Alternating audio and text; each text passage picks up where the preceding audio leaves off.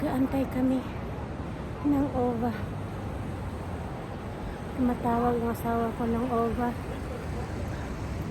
So, we can catch the OVA going to our car because it's too far away. You ready? Yeah. Hold her hand. Okay, hon, I'm ready.